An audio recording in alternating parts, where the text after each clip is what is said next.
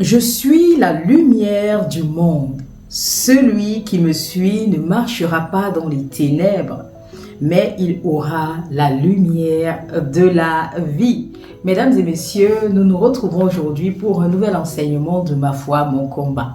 Aujourd'hui, nous allons nous appuyer sur le livre de Jean, plus particulièrement sur le chapitre 8. Je viens de vous citer le verset 12 du chapitre 8 du livre de Jean qui sera le socle même de notre enseignement aujourd'hui. Oui, Jésus est la lumière du monde. Celui qui le suit ne marchera pas dans les ténèbres.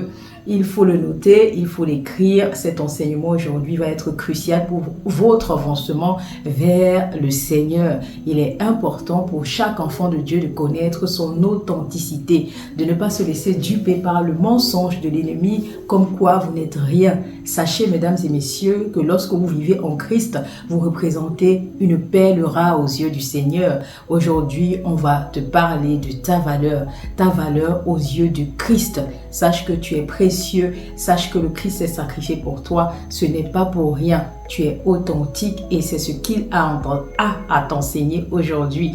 Oui, le Saint-Esprit a parlé à mon cœur et aimerait te révéler ceci, ton authenticité. Je te demande donc de te prendre une Bible, de quoi noter un stylo, un carnet, parce que je suis persuadée que cet enseignement sera riche en connaissances pour ton avancement vers le Seigneur. Mais avant toute chose, tu as bien compris, je vais te demander de t'abonner si tu ne l'as pas encore fait, d'activer la cloche de notification afin de ne rien louper de nos enseignements, parce que tu sais déjà que notre chaîne permet d'activer la foi qui est endormie en toi. Ça permet de la raviver et ça permet de la renforcer. C'est très important parce que le juste vivra par sa foi. Sache que la foi te permet d'accomplir la volonté du Seigneur et que seuls ceux qui accomplissent la volonté du Seigneur entreront dans son royaume. C'est bien marqué dans la Bible. Donc, il faut partager massivement autour de toi nos enseignements afin d'ouvrir les yeux des aveugles et de constituer ainsi un peuple de Dieu qui avance avec foi vers la destinée commune qui est quoi? Le salut. Mesdames et messieurs, on va reprendre le verset 12 du chapitre 8 de Jean. Je suis la lumière du monde. Celui qui me suit ne marchera pas dans les ténèbres, mais il aura la lumière de la vie. C'est-à-dire qu'il aura la sagesse du Seigneur, il aura son discernement afin de ne pas tomber dans la tromperie du malin. Je vous assure, il y a beaucoup de personnes qui se laissent berner par le malin. Entendez ici, le malin égale le diable. C'est lui qui est votre ennemi numéro 1. Il mène une bataille en esprit, un combat spirituel perpétuel pour vous faire sombrer et pour vous faire condamner. Il faut être conscient de cela. On ne parle pas souvent du diable et on pense qu'il n'existe pas. S'il existe le bien, il existe le mal. Et le mal est bien réel. Le diable combat avec ses disciples tous les jours afin de vous plonger, afin que vous restiez dans les ténèbres et il faut en être conscient. Et la plupart du temps, principalement, il vous attaque sur votre identité. Parce que lorsque vous ne connaissez pas qui vous êtes en Christ, je vous assure, mes amis, vous êtes perdus et il arrive à vous asservir. Mesdames et messieurs, si tu suis Jésus, effectivement, tu deviens une nouvelle créature en Christ. Rappelle-toi, je t'ai dit que le but du Seigneur, c'est que tu lui demandes son Saint-Esprit. Son Saint-Esprit est source de vie. C'est ce que nous avons dit lors de notre précédent enseignement. Il faut avoir la source de vie. Il faut recevoir cette source de vie parce que c'est là que démarre le processus vers la marche, vers le salut. C'est là que démarre le processus d'acceptation du Seigneur dans ta vie. La source de vie, c'est le Saint-Esprit. Dès lors que tu es marqué en tant qu'enfant de Dieu et Dieu te reconnaît, il te guide, il devient ton berger.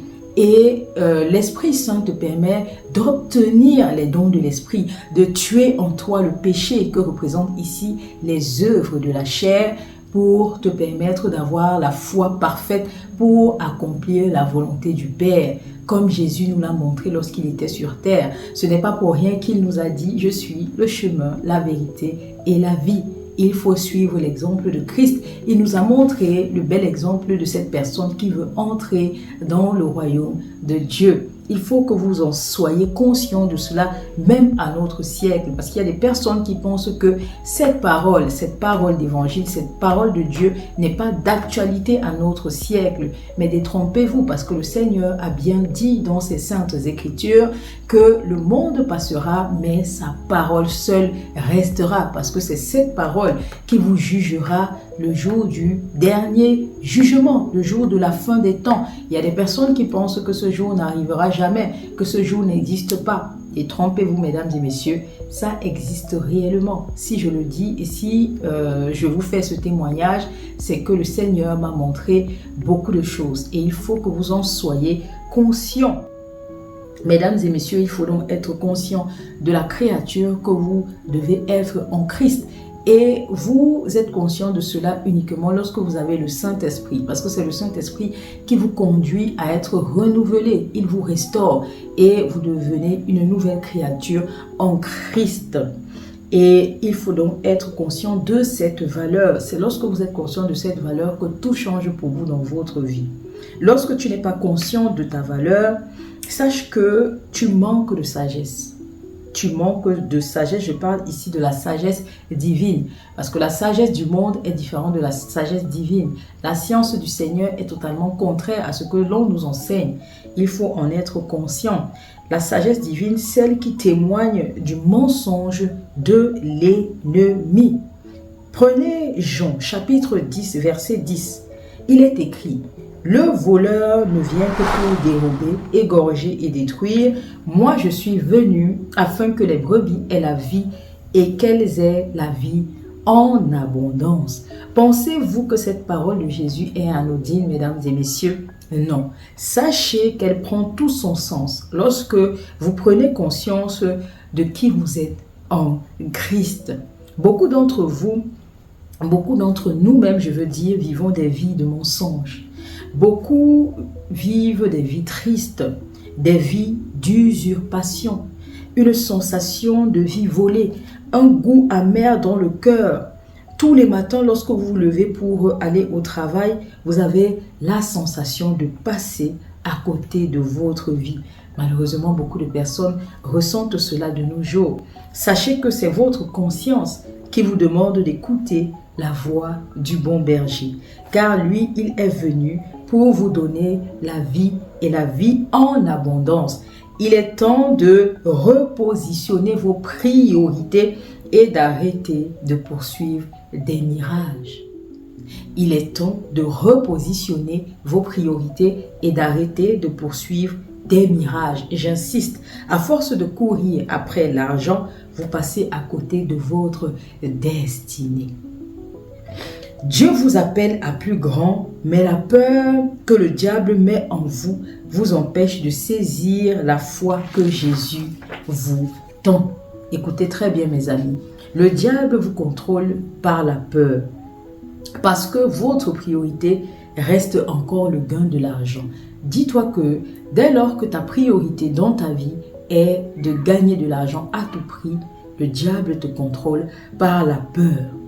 Et c'est pour cela que lors de notre dernière session, je vous ai dit, prenez garde à cette phrase qui vous a servi.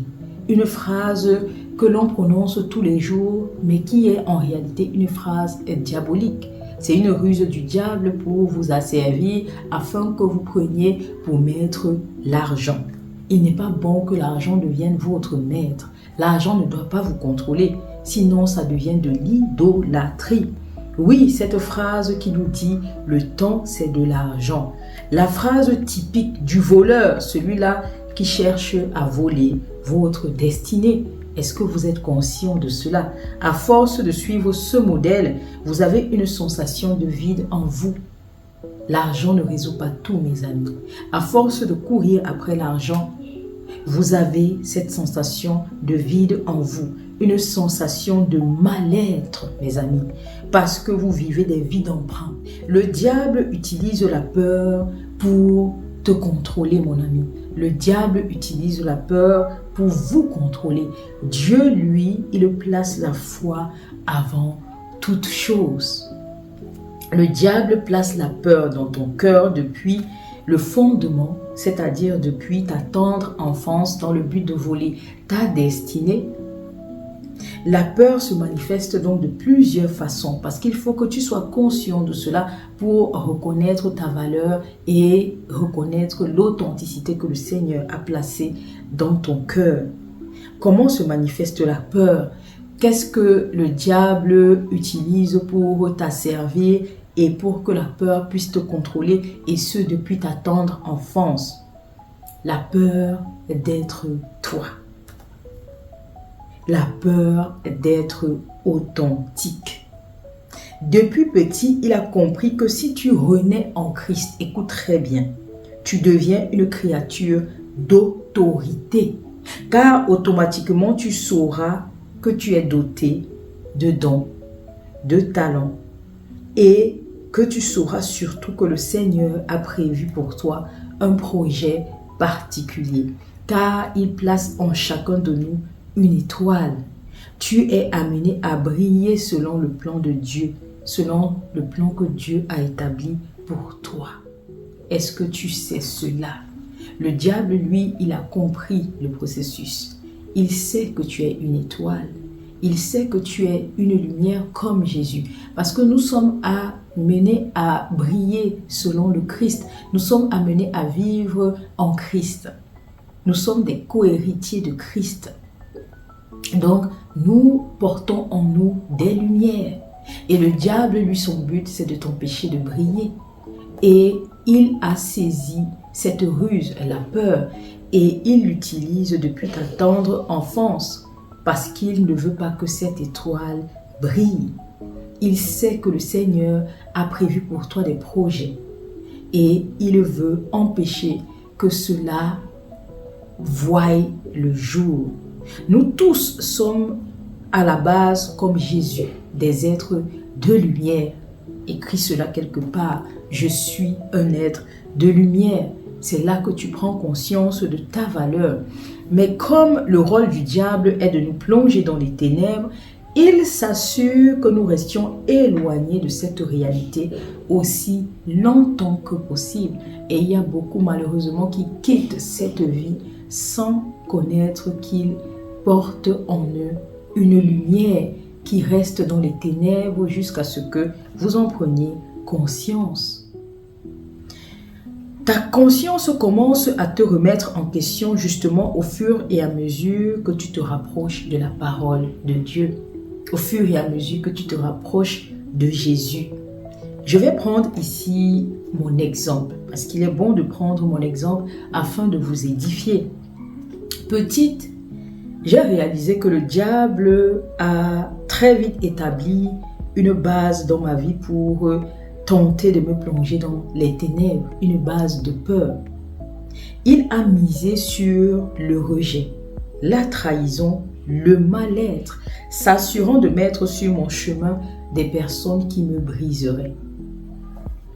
Lorsque vous êtes brisé, il sait que vous perdez automatiquement confiance en vous.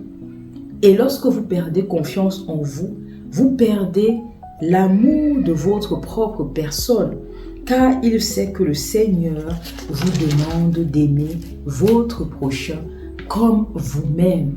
Je vous assure, le diable a appris à connaître la parole de vie. Parce que lorsqu'il maîtrise cette parole, il peut contredire tout ce qui est inscrit dans la Bible. Et il l'utilise contre vous. Il ruse par cette parole pour vous induire en erreur, pour vous maintenir dans les ténèbres, afin que vous soyez condamnés au dernier jour. Parce qu'il sait avant toute chose que Jésus nous a livré la parole et que tout le monde est censé avoir cela dans son cœur. Jésus nous a livré la parole et nous sommes censés connaître la parole. Parce que le jour du jugement dernier, le Seigneur Jésus jugera en fonction de ce qu'il aura entendu de chacun d'entre vous. Donc prenez conscience que le diable utilisera donc cela pour vous asservir et vous éloignera autant que possible de cette parole. Et il connaît les fondamentaux. Il sait que le Seigneur place la base sur les 2 principaux commandements. Donc, il vous brisera parce qu'il sait que vous devez aimer votre prochain comme vous-même.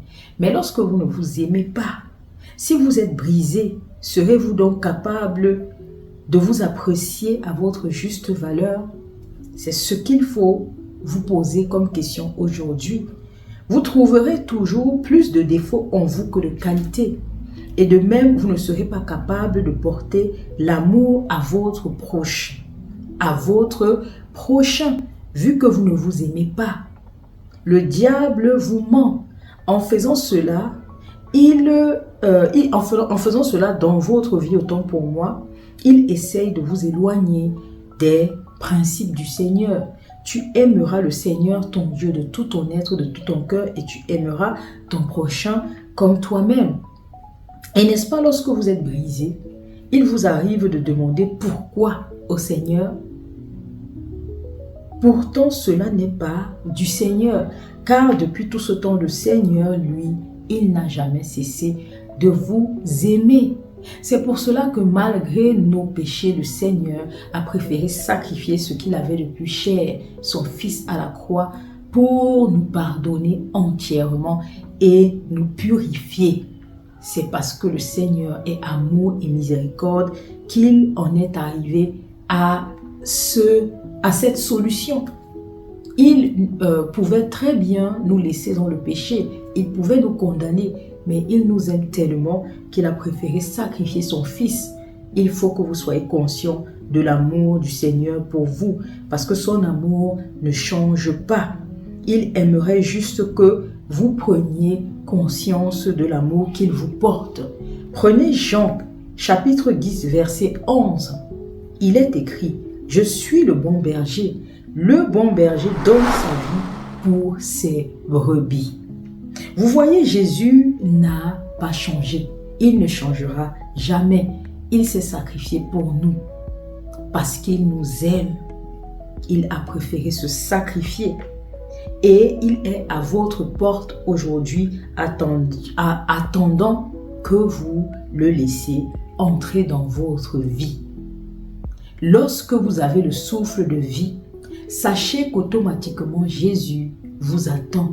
Il attend la repentance venant de vous. Il est à votre porte. Il vous aime et il aimerait que vous portiez la source d'eau de vie qu'est le Saint-Esprit. Il a besoin que vous rendiez votre cœur disposé. Revenons donc à moi, à ma propre expérience, afin que vous compreniez vraiment où je veux en venir. Longtemps, j'ai vécu justement ce sentiment de rejet, de trahison. Et le diable ne va jamais bien loin. De mon côté, il a utilisé des proches. Il a utilisé principalement ma grand-mère paternelle, la mère de mon père. Depuis petite, elle me disait sans sourciller qu'elle ne m'aimait pas. Lorsque cette dernière passait à la maison, elle n'hésitait pas à me dire, lorsqu'elle me croisait, qu'elle ne m'aimait pas. Un jour, elle m'a même dit que si elle pouvait enlever son sang dans nos veines, elle le ferait. Et mon père, lui, malheureusement, ne voulait pas admettre que sa propre mère pouvait détester autant ses enfants. Et un jour, qu'est-ce que mon père a fait? Recherchant l'amour de sa mère, il m'a demandé, moi et mon petit frère, lorsque j'avais 12 ans et mon petit frère 9 ans, d'aller passer un mois de vacances chez ma grand-mère.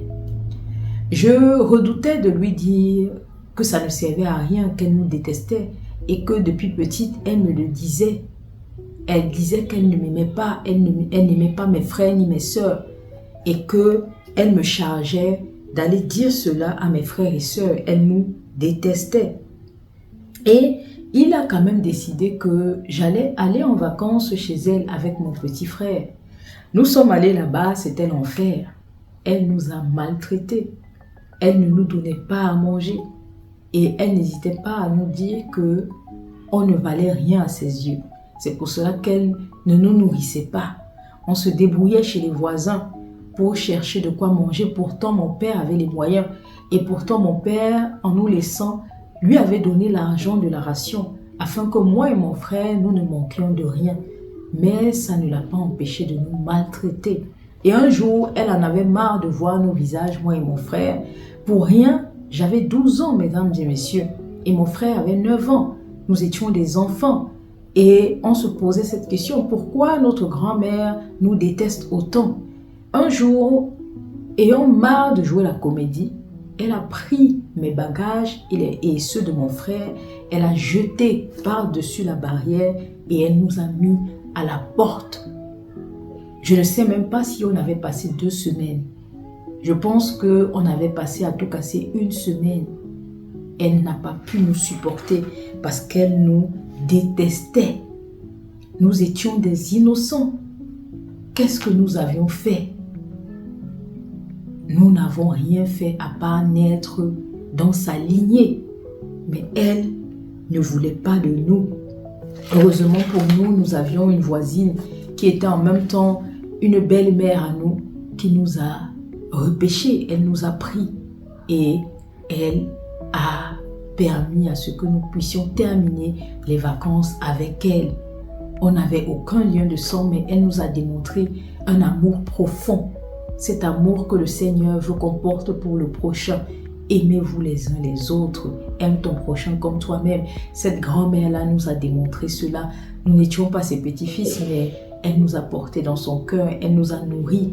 On a passé de belles vacances et cela a été inoubliable. Et depuis ce jour, j'ai tellement béni cette grand-mère alors qu'elle n'avait pas notre sang. Et j'ai donc grandi avec beaucoup d'interrogations, beaucoup de questionnements. Pourquoi tant de haine? Et j'ai grandi révoltée, avec beaucoup de colère refoulée. Surtout que le diable y mettait sa graine. Je ne le comprenais pas à l'époque. Le diable a mis de sa graine. Et il a essayé par cela de m'enlever l'amour de Dieu. Parce que lorsque votre grand-mère vous déteste autant et vous révolte autant, qu'est-ce que ça enlève en vous? Ça enlève en vous l'amour et ça vous remplit de colère. Le diable essayait donc de m'enlever l'amour de Dieu. Même mon père avait été nourri de cette colère parce que sa mère, autant pour moi, n'était pas une mère ordinaire. C'était une mère remplie de haine. Elle était méchante. Et il a grandi avec une colère refoulée. Parce que si sa mère nous détestait, ça veut dire que lui aussi, elle ne le portait pas dans son cœur. C'était une personne égoïste tout simplement. Et il voulait supplier son amour. Elle n'avait pas d'amour à donner. Il a donc grandi avec la haine de la femme en général. Parce qu'il a déplacé sa colère sur qui? Sur ma mère. Il avait toujours envers ma mère des propos déplacés, ce qui me révoltait. Et cela a contribué à me plonger dans un environnement malsain. Nous étions plongés ici dans les ténèbres, mesdames et messieurs. Le diable faisant de son mieux pour que nous y restions. Et longtemps, à cause de cela, je n'ai pas cru en moi. Je vous le dis ouvertement parce que le Seigneur veut que je vous enseigne au travers de mon expérience. Je n'ai pas cru en moi.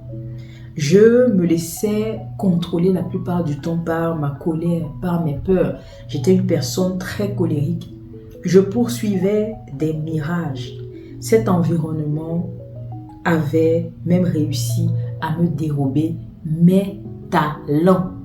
Parce que petite, j'avais toujours à cœur d'écrire. J'avais à cœur de devenir journaliste. C'est le Seigneur qui avait placé cela en moi. Et je vous assure, nous tous avons cela. Et nous avons cela, lorsque nous sommes petits, nous le ressentons. Nous avons toujours une forte vision que le Seigneur place en nous parce que cela est contenu dans notre âme. Et lorsque le diable vient, il essaye de briser votre âme, briser votre être. Il sait que dans l'âme, le Seigneur place tout ce qu'il avait prévu pour votre vie. Et c'est l'âme qui est brisée. Lorsque votre âme est brisée, vous perdez l'essence même de votre vie. vous perdez l'essence de qui vous êtes, de ce que vous êtes amené à faire sur cette terre. Moi, j'avais perdu le goût de mes talents, l'écriture, la parole. Pourtant, petite, j'aimais cela. La colère avait pris le dessus. Heureusement pour moi, malgré le fait que ma mère se sentait maltraitée par mon père, elle est restée ancrée dans la parole et elle nous a nourris de cette parole.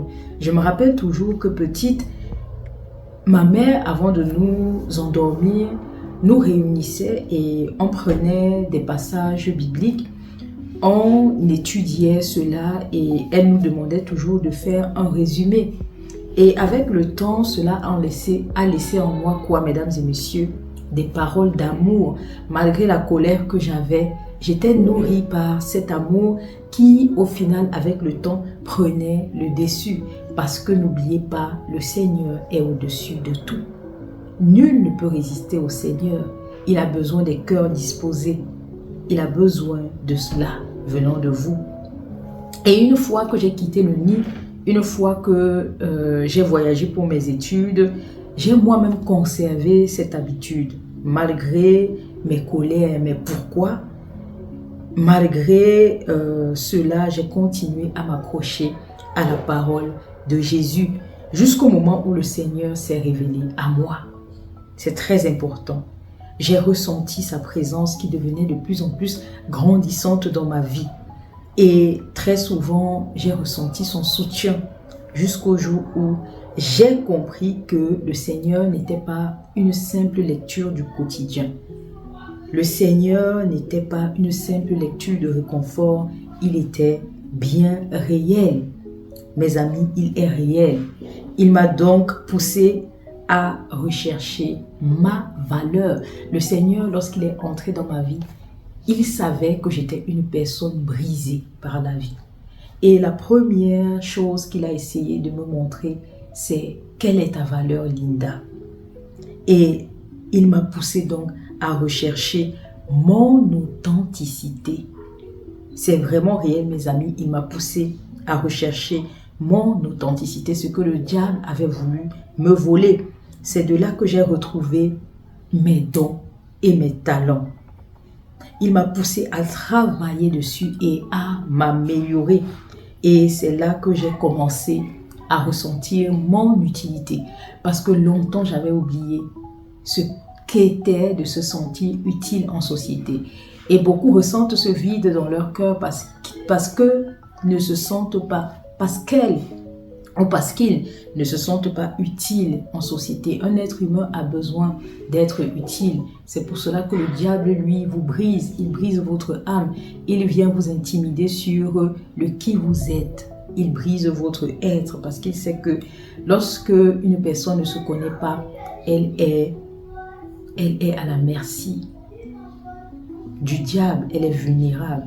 Lorsque vous ne connaissez pas qui vous êtes en Christ, vous êtes vulnérable. Lorsque le Seigneur vient à vous, il vous permet de travailler sur l'authenticité, sur votre valeur, pour vous éloigner des griffes du malin. Parce qu'il sait qu'il vous a créé en tant qu'un être authentique qui porte une autorité. Parce que vous êtes co-héritier du Christ. Oui, il a commencé à me faire travailler sur mon authenticité, sur mes dons et talents. J'ai commencé à ressentir l'utilité de ma vie. Parce que cela a contribué à relever le plus faible. Oui, les dons que le Seigneur a placés en moi me permettent de relever le faible, donc d'aimer mon prochain comme moi-même. J'ai compris que ce que j'ai vécu dans le passé, mesdames et messieurs, sans même m'en rendre compte, était une ruse du diable pour m'arracher à tout cela. Et le Seigneur m'a réappris à m'aimer. Il m'a réappris à m'aimer en me faisant travailler sur mon authenticité et ma valeur. Et ensuite, il m'a permis de commencer à relever le prochain. Parce que lorsque j'étais une personne brisée, je n'avais pas les idées claires. J'étais tellement plongée dans la colère que je n'avais pas les capacités de pouvoir relever mon prochain. Pourtant, le projet qu'il avait formé pour moi était de relever le prochain. Donc, vous voyez la ruse du diable. Il sait que cette personne est née avec une authenticité particulière. Petite, il m'a observé, il a vu que le Seigneur avait déposé en moi les dons d'écriture et les dons de la parole. Il a compris que ce n'était pas anodin, que c'était pour relever le prochain. Le diable, il faut le comprendre, lui, il analyse, il ne connaît pas votre avenir. Vu qu'il existe depuis fort longtemps, il connaît déjà le fonctionnement et il sait lorsqu'une personne est appelée à un projet d'envergure et il vient vous briser sur la force que le Seigneur vous a déposée en vous donnant dans le cœur le contraire de ce que Dieu attend de vous. Et dès que le Seigneur est venu à moi, il a donc travaillé sur ma personne, le qui je suis. Et ensuite, il m'a montré le projet qu'il a formé pour moi et que le diable avait voulu me dérober. Et jusqu'aujourd'hui, nous travaillons ensemble pour son accomplissement. C'est ce que je suis en train de faire devant vous. Ma foi, mon combat, pour vous permettre d'obtenir la foi que le Seigneur attend de vous, pour vous permettre de vivre par la foi et non par la peur. Vous voyez à quel point le diable a voulu ruser dans ma vie pour m'éloigner de la foi parce qu'il savait que j'étais une personne utile, une personne dotée d'une autorité suprême sur lui et ses disciples. Aujourd'hui, il ne peut rien me faire parce que le Seigneur, il est avec moi. Sachez que même lorsque vous vous sentez seul, le Seigneur est avec vous. C'est ce que Jésus a dit à des personnes qui venaient pour l'éprouver. Parce que Jésus, lorsqu'il a dit qu'il est la lumière du monde, les gens lui ont dit qu'il rendait témoignage de lui-même. Et il répond au travers du chapitre Jean 8, au travers du chapitre 8 de Jean, autant pour moi, verset 17. Il est écrit dans votre loi que le témoignage de deux hommes est vrai. À l'époque, lorsque deux personnes témoignaient, on jugeait que c'était la vérité. Et il dit au verset 18 du chapitre 8 de Jean, « Je rends témoignage de moi-même » vu qu'on l'accusait d'être orgueilleux, entre guillemets, et de se rendre témoignage à lui-même. Il dit, « Je rends témoignage de moi-même et le Père qui m'a envoyé rend témoignage de moi. » Pourquoi Jésus dit cela? Parce qu'il veut prouver à ces personnes que le témoignage de deux personnes égale la vérité. Il rend témoignage de lui et le Père rend témoignage de lui. Lui qui est la parole. Ils sont donc deux. Donc ce qu'il dit est vrai. Son témoignage est vrai. Il est la lumière du monde. Pour dire à ces personnes que lui, malgré le rejet qu'il subissait de la société, il n'était jamais seul. C'est ce que le Seigneur essaye de vous dire. Si vous souffrez de rejet, si vous souffrez de trahison, le Seigneur ne vous abandonne jamais. C'est pour cela qu'il dit au verset 29 du chapitre 8 de Jean, « Celui qui m'a envoyé est avec moi. Il ne m'a pas laissé seul parce que je fais toujours ce qui lui est agréable. » Sachez que lorsque vous recherchez la volonté de Dieu, lorsque vous faites ce qui est agréable, ce qui est juste aux yeux du Seigneur, il est avec vous. Le diable, lui, il a pour but de vous dire que vous êtes seul. Il veut que vous vous sentiez rejeté de la société parce qu'il veut vous faire croire que vous êtes ainsi délaissé, seul, lésé à vous-même. Pourtant, il sait très bien que le Seigneur est avec vous. Le Seigneur vous habite. Vous n'avez pas besoin de vous sentir frustré parce que vous avez toujours le soutien du Seigneur. Donc, il faut faire très attention à la ruse du diable dans votre vie. Et en fait, je vais par là vous dire, mes amis, ne vous laissez pas duper par le malheur. Vous êtes né une personne authentique. Aux yeux du Seigneur, vous avez une valeur inestimable. C'est pour cela qu'il a sacrifié son fils à la croix. C'est pour cette raison qu'il dit dans Jean 10, verset 10, « Je suis venu afin que les brebis aient la vie et qu'elles l'aient en abondance. » Parce qu'il sait que lorsque vous connaissez votre valeur en Christ, lorsque vous renaissez de nouveau, vous êtes une nouvelle créature en Christ. Donc, vous savez automatiquement que vous êtes quoi?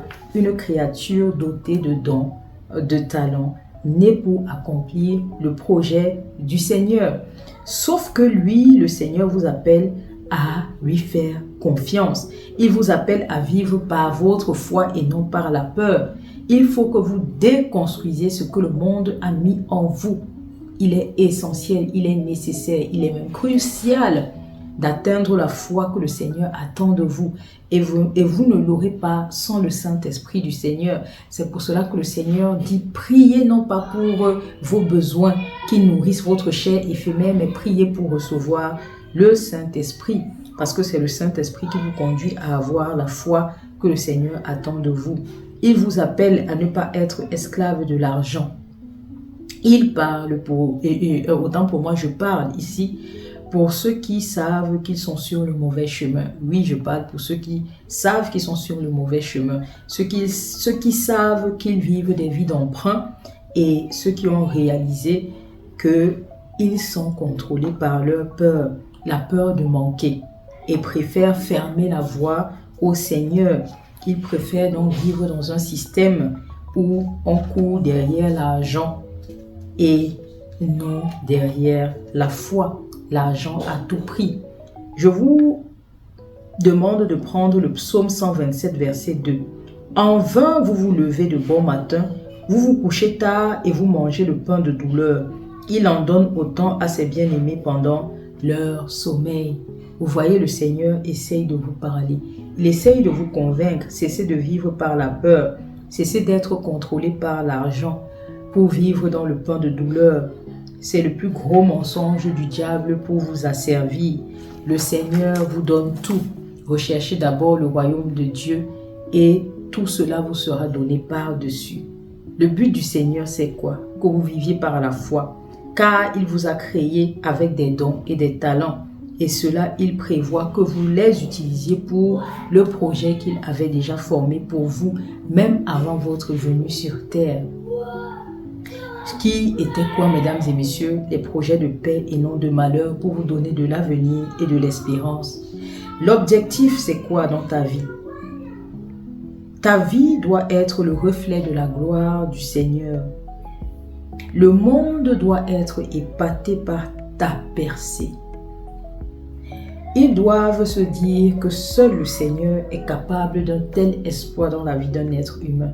C'est ça que le Seigneur attend de toi. Prends donc conscience de cela. Prends conscience de ta valeur, car pour le Seigneur, tu vaux la peine. Tu en vaux la peine. Tu vaux plus que cela. Tu es comme une perle rare à ses yeux. Comprends quelque chose. Tu es la lumière du monde. Tu es appelé à devenir une lumière du monde. Et le Seigneur Jésus trouvera toujours une solution à tous tes problèmes. Pourquoi? Parce qu'il te donne la grâce et la vérité. Moïse est venu avec la loi et le Seigneur Jésus est venu avec la grâce et la vérité, et beaucoup l'ignorent. Avec Jésus, tu gardes ton authenticité. On va s'arrêter là aujourd'hui, mesdames et messieurs. Nous allons continuer la prochaine fois. J'ai beaucoup de choses à dire sur cela. Et je veux découper cela en deux parties. Nous nous arrêtons là afin que vous compreniez une chose, mesdames et messieurs. Le Seigneur Jésus veut de vous une vie authentique, une vie remplie de bonheur, remplie de grâce, parce qu'il vous donne cela. Il est venu pour que vous ayez la vie en abondance. Il est le bon berger. Il a donné sa vie pour vous. Il donne sa vie pour ses brebis encore aujourd'hui. Vous avez de la valeur à ses yeux et le diable vient vous enseigner le contraire. Il vous fait croire que vous ne valez rien. Il vous fait croire que vous êtes des êtres dotés d'ignorance, que vous devez vivre pour survivre, donc rechercher de l'argent à tout prix. C'est de la servitude. Le diable joue sur les paroles que vous ne connaissez pas, donc il joue sur votre ignorance pour vous mener à la condamnation. Rapprochez-vous de la parole de Dieu. Mettez cette parole dans votre cœur et rencontrez le Christ. Il vous donnera la source d'eau de vie qui est le Saint-Esprit. Et le Saint-Esprit vous conduira à vivre par la foi. Et vous allez voir que cette foi brisera les montagnes. Cette foi vous conduira dans des lieux inimaginables. Vous ne pouvez même pas imaginer ce que vous valez pour le Seigneur. pourquoi le Seigneur vous a créé. Vous êtes doté d'autorité. Le diable sait cela. Il a peur de vous et il ruse afin que vous ne sachiez pas qui vous êtes en Christ. Parce que dès que vous savez qui vous êtes en Christ, vous êtes au-dessus du diable. Vous avez force et autorité sur lui. Vous êtes co-héritier du Christ. Donc le Christ vous donne le pouvoir qu'il détient. Et vous avez le pouvoir de marcher sur les serpents et les scorpions. Et vous avez la puissance sur toutes les puissances ennemies. Vous avez force et autorité sur toute puissance ennemie. Voyez combien le Seigneur est grand et combien il vous aime. Choisissez le bon chemin. Vivez par la foi et non par la peur. J'espère que cette vidéo t'aura apporté un plus dans ta vie. J'espère que cette vidéo t'aura appris à comprendre que le diable lutte pour t'enlever ta destinée. C'est un voleur, c'est un menteur. Il vient pour dérober, tuer et égorger. Là, il faut comprendre que c'est une ruse. Il ruse tous les jours pour t'enlever ce que le Seigneur a prévu pour toi. Tu es une étoile. Tu es amené à briller. Pour le Seigneur, tu es une personne authentique. Cesse de croire aux mensonges du diable et cherche le Seigneur afin qu'il révèle qui tu es en Christ. Parce que je suis persuadée que comme moi, tu es doté de talents, de dons qui te propulseront afin que le monde comprenne qu'il n'y a que le Seigneur qui peut t'emmener à cette hauteur. Il n'y a que lui qui peut te donner cette sagesse et te conduire dans la prospérité. Donc, si tu n'étais pas encore abonné, c'est l'occasion, fais-le. Active la cloche de notification afin de ne rien louper de nos enseignements. Et on va se retrouver, mesdames et messieurs, pour une prochaine session de Ma foi, mon combat.